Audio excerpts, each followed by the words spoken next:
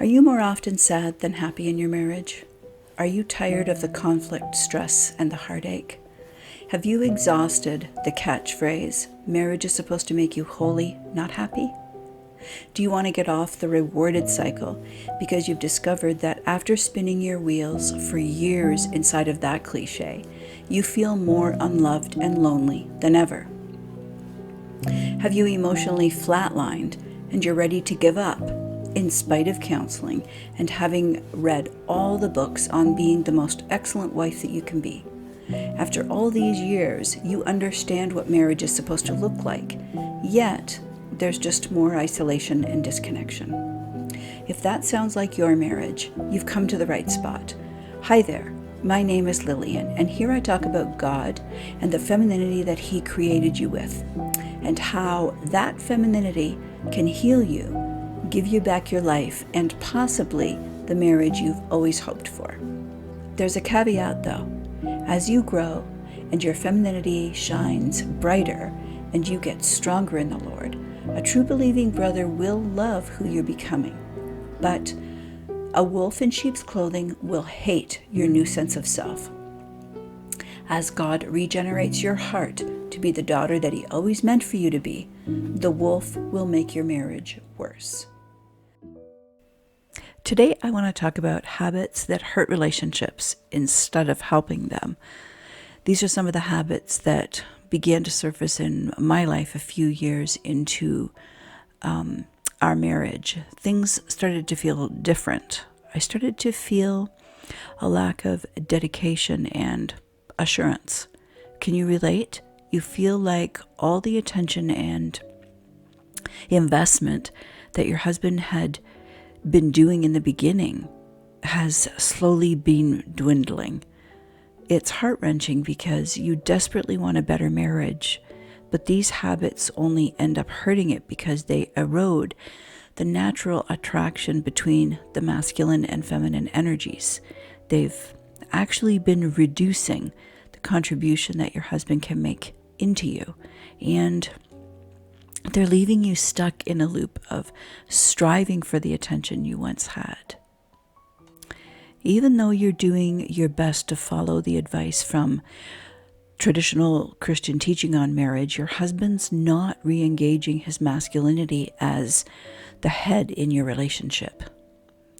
So instead of experiencing the success that their advice promises, you end up feeling more undervalued and less seen than before.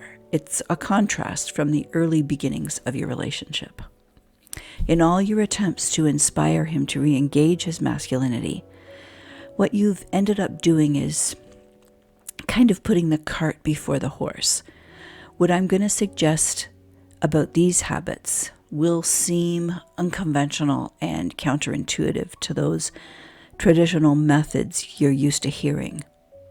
As you're healing by God's sanctification, those changes in you will influence the dynamic of your relationship.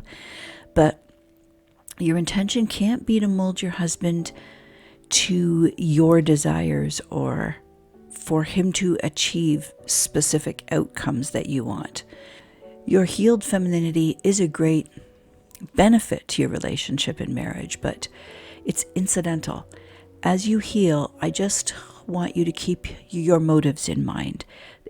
They shouldn't be about changing your husband. Your focus should be on your own growth and relationship with God. James 4, 1-3. Having said that, if you find that you've slipped back into fixating on your husband, it's crucial to shift your focus from his behaviors back to your own introspection, because it's only in understanding the roots of your own responses you'll be able to answer the questions of why you think what you're thinking and how those thoughts developed into habits in the first place. And lastly, remember that if you're married to a man who's fundamentally unhealthy, no amount of feminine healing and sanctification are going to have any positive effect on a marriage that's filled with pain and isolation from lots of high conflict that never gets resolved. It doesn't matter what concepts or systems you throw at it. It doesn't matter what methods of communication you've tried to incorporate into the marriage. It only gets better for a brief season, and then you're looped back into that familiar state of loneliness and unresolved tension. On the other hand, if he's a healthy husband, meaning he's essentially good, but he carries his own wounds and unhealed pain, making him immature, the internal changes that manifest because of your healing will be powerful tools that God uses in the process of healing your husband and your marriage. My premise for these 7 habits is based in biology. As Christians, we believe that sex is significant. It's special, intimate, and exclusive. Therefore, it's reserved for marriage. So it naturally follows that we can reverse engineer the act of sex to understand the true polarities of masculinity and femininity as they create a one-flesh relationship in marriage. I'm talking about an amazing blueprint from the sperm and the egg and how these reproductive parts can highlight fascinating comparisons for us. In the reproductive process, the sperm cells are the workers. They're produced in large quantities. Every ejaculation has millions of them, and sperm is a resource that's regenerated. On the other hand, eggs represent a stark contrast. Unlike sperm, which are continuously produced in abundance, eggs are limited in number, so they're finite in supply, and that makes eggs rare. And eggs are not the workers. They wait and receive and respond to the effort from the sperm. The relationship between the sperm and the egg characterizes a biological balance of testosterone and estrogen and lends itself to a beautiful extrapolation in order to understand the harmonizing of the energy that happens between masculinity and femininity. As you heal, these 7 habits will begin to reverse, and you'll see that you're changing from doing all that masculine effort to feminine embodiment. You'll organically be shifting the polarities between the two of you. So, the first habit you'll stop doing is waiting endlessly for your husband to change instead of accepting who he is. You felt attraction for him in the beginning of the relationship, so you married him, but he's no longer investing in you or prioritizing you. You've been waiting around for him to respond to the techniques and tactics that you've learned from the latest marriage concepts, instead of redirecting your precious resources of time and energy into your own life so that you can keep moving forward. All that focus and analyzing of your husband to try and figure him out, you've taken all that out of your own energy stores. So that means you've got little to nothing left for the plans that God has for you. When you've taken all that focus off him and put that attention on yourself and your own life, what you truly want and how you authentically feel, that's when God's supernatural contribution to the marriage happens. Your husband is responsible for his own success or failure of his masculinity. You're responsible for your own femininity. And God's responsible for the growth of anything. 1 Corinthians 3, 6 through 8.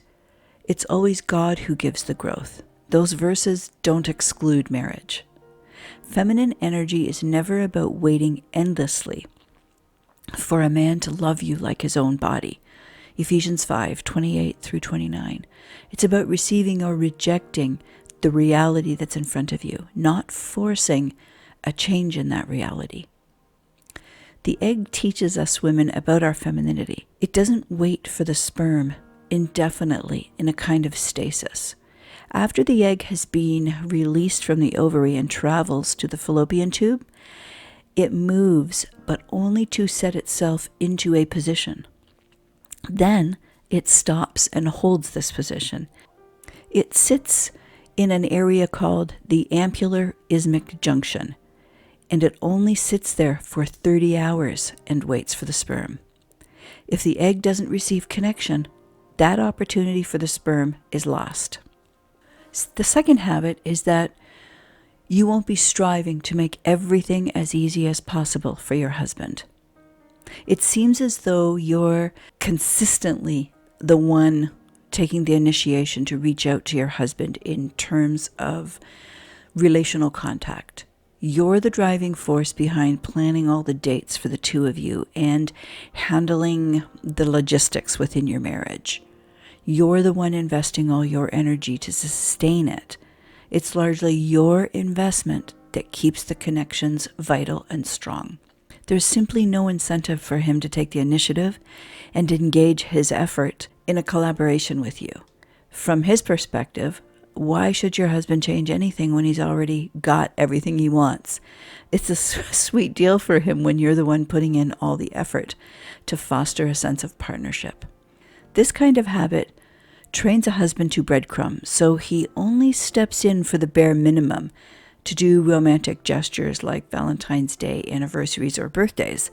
I've got a video about the huge difference between romantic gestures and authentic connection. I'll link it in the description box. This habit comes from the mindset that a wife is supposed to serve in marriage instead of saving in relationship. We both serve in marriage. It happens in the roles of the hierarchical structure, and the effort in that structure always moves downstream, not up. Men serve their wives sacrificially because the position of the husband's role sits above the position of the wife's role. And wives don't serve up either. They serve downwards, just like the husband does. The wife serves her children because they're structured beneath her. The one with the power always serves to the one with the lesser power. Think of the motto of the police, to serve and protect. Who has all the power and the final say? The police do. The hierarchical structure doesn't change because it's marriage that's sitting in it. It's crazy making and the worst kind of marriage counsel to teach women that because she's a wife, she's got to serve upstream and downstream. Femininity wasn't created to serve and protect masculinity, but rather to save it through relationship. Men highly value what they have to work for and place low to no value on what comes easy to them. Success in accomplishment is how men feel good. The harder they have to work, the greater the feeling of enjoyment. All your effort takes up the space between you and him, so in his reality, there's no place for him to advance in order to get that reward. Your striving is denying him his feel-good feelings, and it's actually contributing to his relational laziness. In keeping with the biology of the sperm and the egg, the lazy sperm are the weakened ones. They never get to experience the prize of connecting with the egg to fertilize. The egg sits in her designated space because it's the sperm that possesses all the force for the momentum to move in the direction of the egg. The egg never moves until after it receives connection. The third habit is that you'll stop tolerating your husband's sinful actions and excusing his bad behavior. Behavior from your husband is considered negative or even sinful if it fails to resonate with your femininity. This is whenever you receive nominal effort from him while outwardly acting happy with it or displaying contentment, even though you know your heart is experiencing emotional neglect. This is a habit that's trapped you in a cycle of tolerating dissatisfaction because of the fear of being alone. I'm going to expand more on fear in habit 7, but healing makes it so that we'll naturally begin to reject the excuses we've allowed.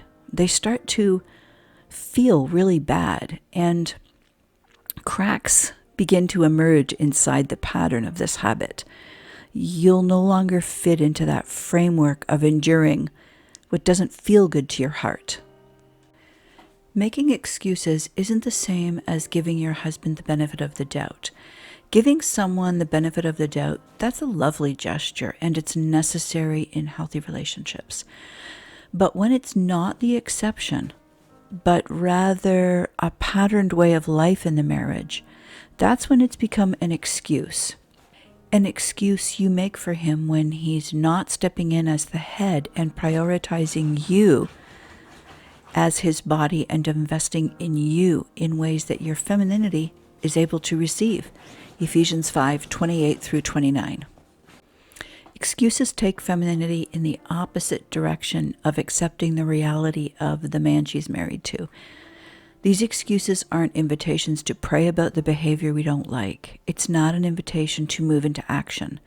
When your heart tells your head she doesn't like what she's experiencing, this is your opportunity to authentically reflect the reality between the two of you.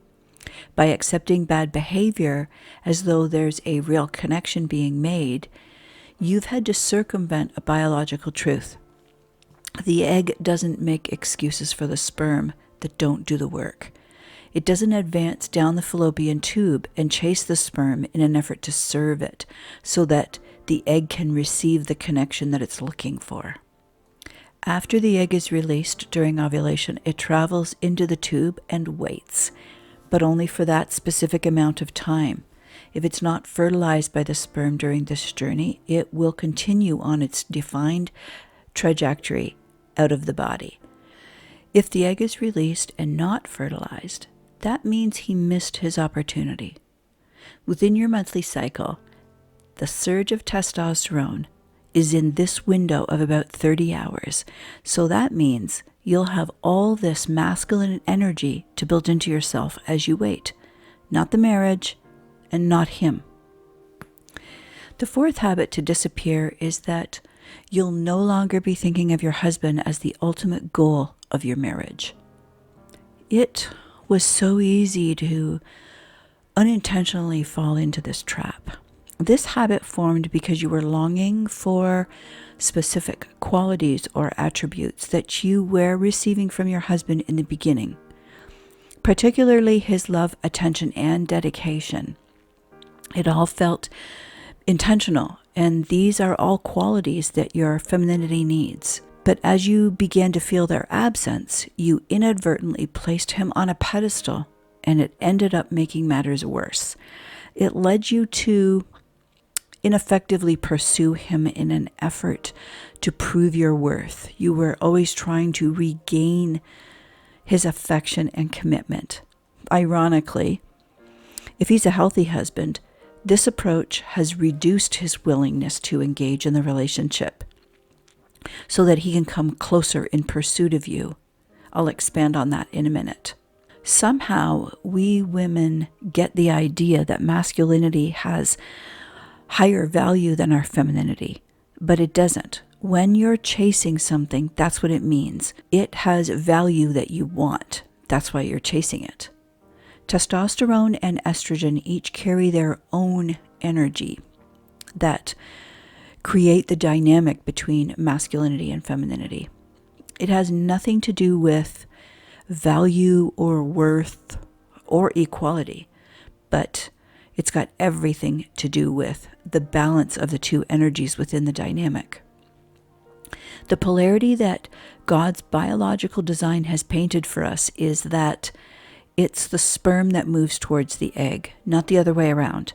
The sperm is the worker going after the egg. Your femininity is the prize that masculinity chases. Habit number 5 that will disappear is that you'll stop fixating solely on the wife's role to embracing your authentic self as God intended. Women easily twist themselves into caricatures of their real personality when they haven't healed and individuated. Basically, you didn't know your authentic self, so the adaptability factor, which is part of your design as a female, is being used against your femininity. You won't be conforming to the expectations of your husband, always trying to make him happy, even at the cost of your own feelings. You won't be saying yes to doing what you didn't really want to do just to avoid arguments or to make him happy or make him feel good about himself. This one was a big one for me. Not the biggest, but it was pretty up there. I used to cook only his favorite foods every night for our suppers. Even when I was tired or didn't like the food, I was always putting his needs first and forgetting what I wanted.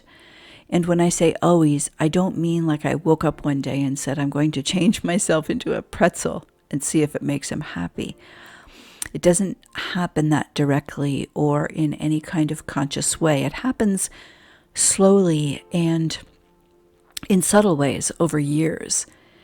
I had been agreeing with him because I believed that's what submission was. And I thought that, I was taught that submission was appealing to him, even though in order to do that, I had to deny my own wants, likes, and desires. Healing causes you to show up more and more as your authentic self. You no longer try and manage his impression of you, hoping that he'll feel a certain way towards you. If the man you're married to, if his masculinity is toxic, if it's unhealthy, the attraction increases the longer your femininity stays in that unhealed condition. And as long as you over-focus on pleasing him to the detriment of your authentic self, as long as you suppress your independent thoughts and don't express any deep desires or needs, the unhealthy man stays in that kind of marriage. So when healing moves you away from this habit, the unhealthy man won't like that. When I began to heal and individuate, one of the ways that Dean rejected it was that he stopped eating with me. Even though I was still making all his favorite foods, I was no longer eating them. I was making my own food, so my plate looked different than his. He made more and more excuses to not eat together. And when we did eat together, he started doing things and saying things that created more tension or conflict during the course of the meal. But if your husband is healthy but wounded, he can also feel the change in you, and his response will be increased attraction to you. The more self-possessed you become in your femininity, the more this habit falls off, the more attracted he is towards you. In our example of the egg and the sperm, men make their own sperm, but women do nothing to create their own eggs. They've been strategically allotted by God. Our femininity wasn't created first. It was created second, in a response to masculinity. God pulled our estrogen out of the man and strategically increased it, exponentially, Genesis 2:21, so that masculinity will be drawn to experiencing femininity, and that makes him want to move towards it. Habit number 6, you'll stop trying to do marriage leadership in order to get something, and you'll begin embodying femininity so that you can receive his masculinity. Your husband was more than likely stepping into the position of headship in the beginning, but something changed and his pursuit slowed down. Then his actions started showing you that he's not wanting to take responsibility for the marriage. He stopped cleaving to you, so instead, you started cleaving to him. You started doing headship things and giving to him in hopes that he will see how you're doing it in the relationship and begin reinvesting in you like he was in the beginning. It just doesn't work that way. When he sees what you're doing, it's not like he's blind. He does see it. But men don't do anything they don't want to do. He believes you're doing exactly what you want to do, and that if you didn't want to, you wouldn't do it. God created you to be the mirror for the truth in the marriage. Femininity reflects the truth about the relationship, not how she wants it to be or how she wishes it was. Reflecting the truth of your experience is so important because that's a signal to him. So what you're signaling to him, inadvertently, is that you're doing exactly what you want to do. And what's more is that You're happy to be doing it, because if you didn't want to do it, you wouldn't be happy about it.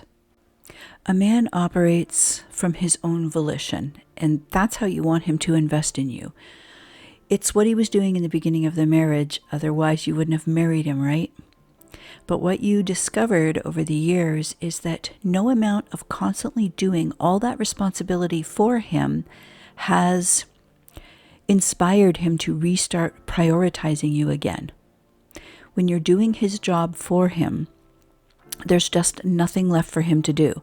And that means there's nothing motivating his masculinity in the direction of headship or leadership. What you were doing was abdicating the responsibility of your own body. Ephesians 5:23. You exchanged the quintessential ability of your femininity to do his obligation of masculinity. You were the one taking all your feminine features and forcing them to become the resources of love, time, and energy for the marriage. And that's a function that God never intended for his daughter to do. The concept of this habit that was causing so much damage underscores the inherent balance of the reproductive process.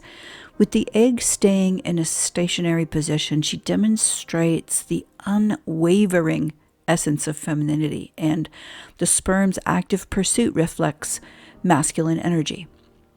The egg never deviates from her course to adopt masculine traits. This means she'd be disrupting God's natural order, and that would lead to a disconnection. She always stops first in that position of the ampular ismic junction. It's necessary for the masculine and feminine energies to be rightly embodied in order for creation to be successful. Testosterone hates failure. Men and women both have testosterone, but because of a man's immense quantity, he feels failure much more deeply. If the man you're married to is unhealthy, your healing increases conflict because he sees that you're the cause of this feeling of failure, not his own lack of ownership of his responsibility. When you stop coming towards him, he doesn't see it as a healthy realignment, but as you being lazy and not doing your part, so you get blamed for his pain. But the healthy husband, one who's damaged, not dangerous, your steadiness begins to reveal to him where he needs to heal.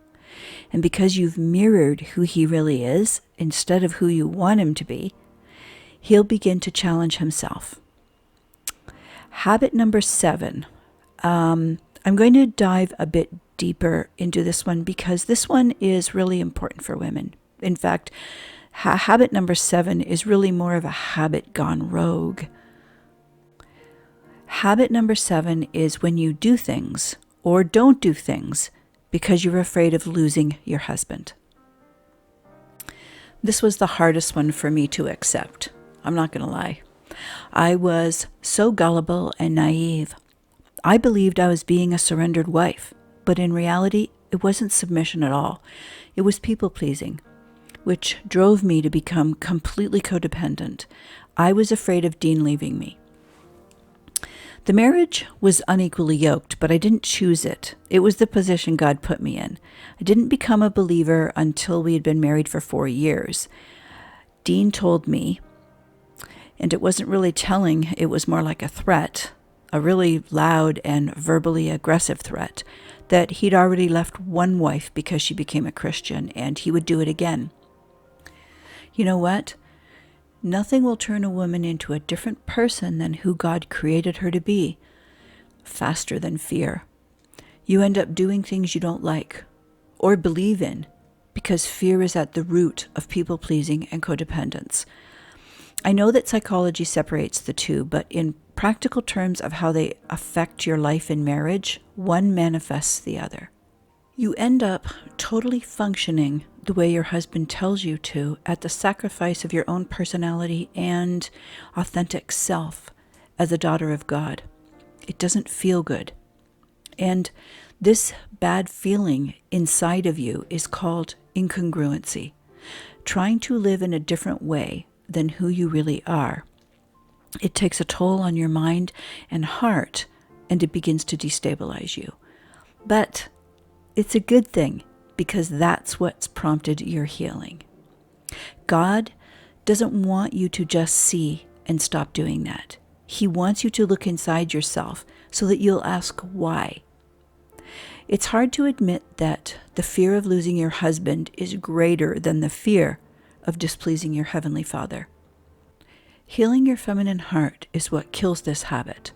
Learning that living as God's daughter has way more gravity towards your eternal journey than the temporary title called wife will create a realignment of priorities. Now you'll be able to experience the feeling that you fear God more than losing your husband. There's also a second bonus. You'll be able to feel when good fear is turning toxic. All fear is good, but fear being used against you, that's when good fear turns bad. Good fear is good for you. Fearing God is good for you. Doing religious works because you're afraid God won't love you or accept you has turned good fear into toxic. In marriage, not bringing up a subject because you're afraid he'll leave cripples your number one tool to effectively guard your heart, and that's setting a boundary. When you experience fear, it's on a spectrum that ranges from dread, dismay, or aggravation to trepidation, uneasiness, and nervousness, all the way to the most intense kind of fear, which is fright or panic or terror. Only you know where you sit on the spectrum. Well, you and God. Let's say your husband is doing something that you find unattractive, or if he's not doing something that you would find appealing. It's fear that stops you from speaking up about it. You're afraid of the consequences. It seems natural to focus on the consequences that your husband might respond with instead of pressing into your own fear. Getting stuck in this dichotomy is the proof that we've moved from aggravation to panic, and that's what paralyzes us women. God tells both men and women to not be afraid, but it's interesting with us, his daughters. He goes into depth for us. He specifically speaks only to us in 1 Peter 3:6, when he tells us to do right fearlessly. Notice that although he uses marriage as the backdrop to his statement, wiffery is not the goal. He doesn't say you'll become an excellent wife.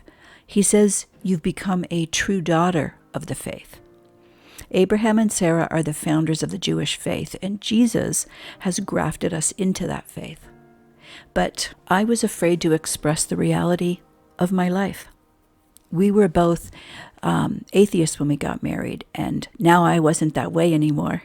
There was a change in me when I experienced that grafting into the Jewish faith, but it didn't show on the outside in my surroundings, because my outward traits of being born again made Dean angry, and as all women know, when a man is angry, it does not feel good.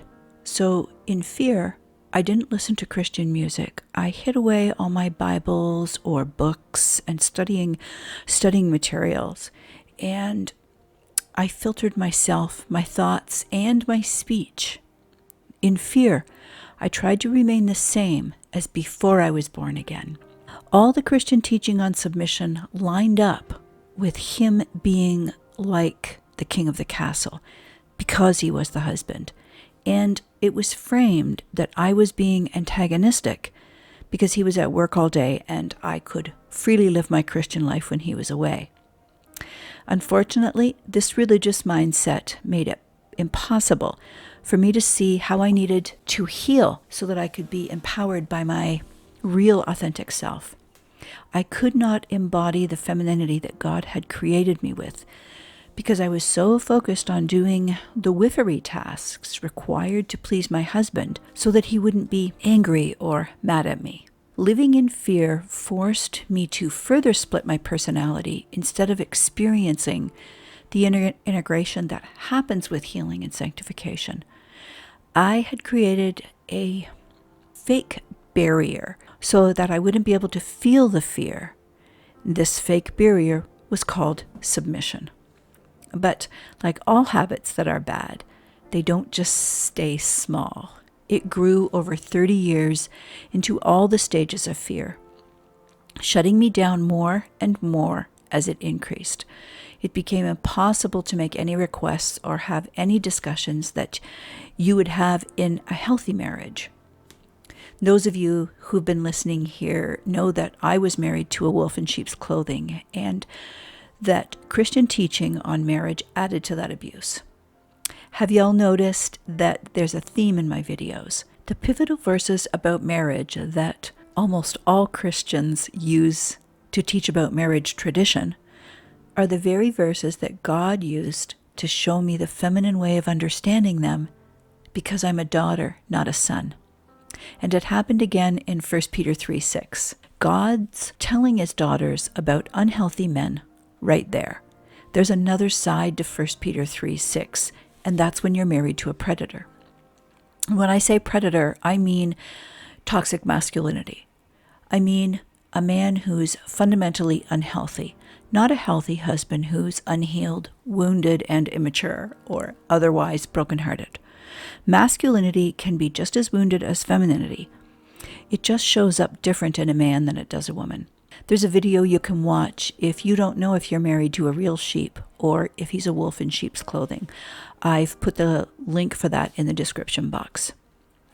If you're married to a healthy husband, your body will know that. And like 1 Peter 3 says, you'll be able to do right, whatever that right is for you as a daughter of Sarah, and there will be no fear of your husband leaving you. God lit my light as his daughter, but all my femininity, who is my authentic self, was buried down into the cellar of my soul under a basket called fear. I exchanged my real personality and autonomy for fear, hoping for a connection and a husband that would stay married to me. Leaning hard into all the traditional Christian teachings on wifery to do the role of the excellent wife is what made that exchange possible. These 7 habits that have been betraying you and the marriage will disappear, and your femininity will become the strength that contributes to the relationship. And that's what God means when he calls the wife a husband's crown. A crown is the symbolic word for the sphere around you. It's the energy you're embodying that has influence and effect. It's not what you do. A crown is not the actions you strive in so that you can force him to be encircled by you. There's nothing noble or strong about anxiously using your masculine energy to drive yourself towards your husband's masculinity. When you create the dynamic of masculinity towards masculine, it invites conflict into the marriage. That's rottenness. Think of the crown as the space around you that he enters into. You don't move your space for him. He does the work to make the connection into that space. Healing your feminine heart resets this polarity flip that you've been living in. There's only 2 ways masculinity responds to a woman who embodies her femininity. When he's an unhealthy man, he doesn't want his masculinity to take responsibility for your femininity, not the way God created the sperm to. He wants to look like the sperm. He wants everyone to think he's the sperm.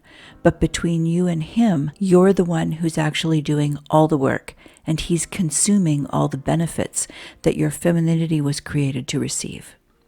Your marriage will only last as long as you keep on assuming all the responsibility and none of your feminine power. He does not want the power balanced between the 2 of you. So as soon as these habits begin to drop off, he'll leave. 1 Corinthians 7:15. Now, depending on whether he's a goat, a tare, or a wolf, that'll determine how bad the marriage has to become before he finally leaves. A fundamentally unhealthy man thrives in conflict. That's why your marriage doesn't feel better. You might be married longer, but not better. It only gets worse every year.